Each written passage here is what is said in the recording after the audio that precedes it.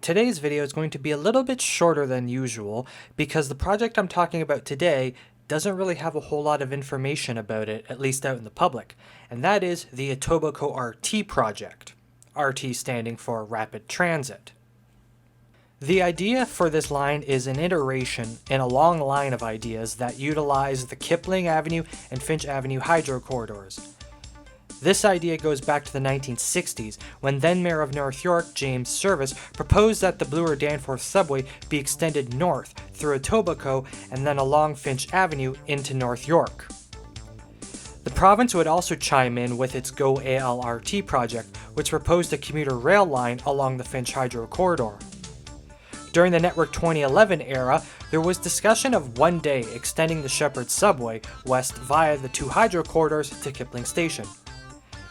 It's hard to say exactly when the Etobicoke RT idea gathered steam though, since there is very little information about it.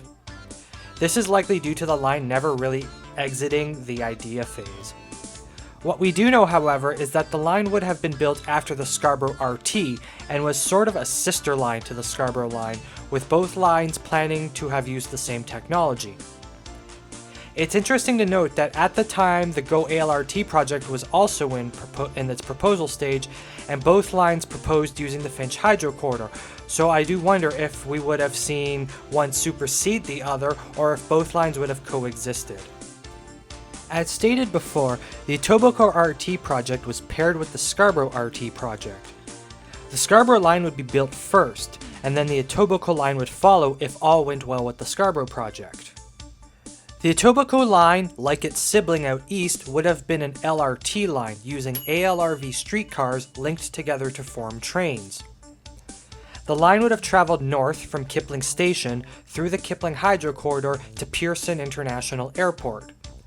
From there, the line would then turn back and head north again to the Finch Hydro Corridor, where it would travel east to York University and maybe one day Yonge Street. The turn back at Pearson intrigues me since I can't see the line operating like this, so I do wonder if the Etobicoke RT would have split into 2 or 3 services. One service could possibly run between Kipling Station and the airport, another service between Kipling Station and York University, and then maybe a third service from York University to the airport. The line could run as a single service with a turnback at the airport, although I find it to be a little inefficient.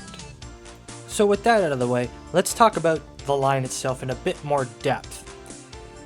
The line would have started at Kipling Station, as previously mentioned, serving what is today the roughed-in platform at the south side of the bus terminal. Since the line was to use ALRV rolling stock, and the roughed-in platform is only large enough for one track, I think it would be safe to assume this line would have used turning loops instead of diamond crossovers. We can look at the Scarborough RT to see that this would likely be indeed the case, since a turning loop was built for that line at Kennedy Station, although it is no longer used for active service. This may also be why there is a large grass median in front of the Kipling bus terminal, as this may have been where an elevated track structure for inbound trains would have been. From here, everything becomes speculation, since this is where information about the project disappears. There are no maps, no drawings, no documents that can be found, publicly at least. If this information does exist, the TTC may have it somewhere in their archives.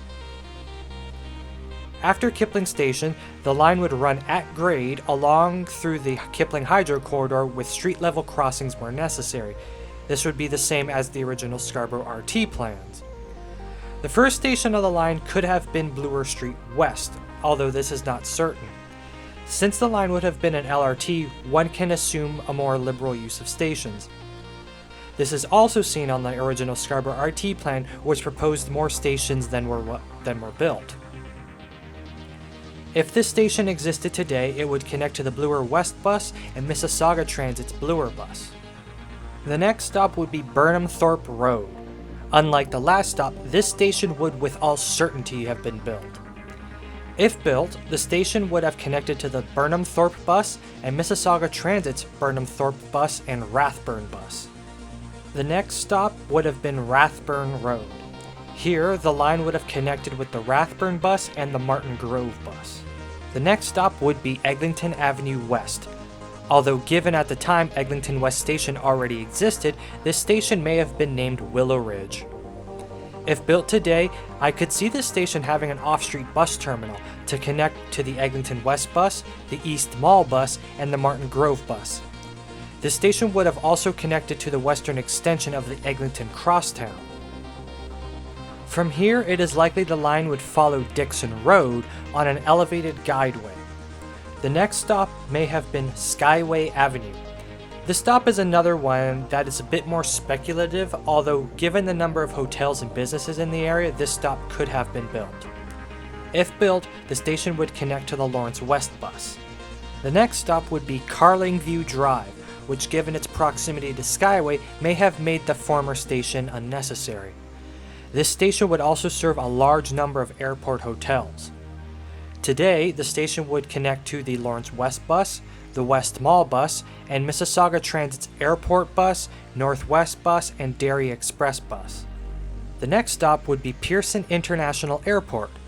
It's worth noting that at the time the line was planned, the airport was much smaller, so the final alignment would be much different. Regardless, this station would connect to both the airport and its plethora of bus routes. As well, if it existed today, the line would also connect to the Union Pearson Express train. From here, the line would double back on itself to make its way further north. It is for this reason that I wonder if this would have just been one continuous line with a turn back here at Pearson, or if the line would have been split into services or routes.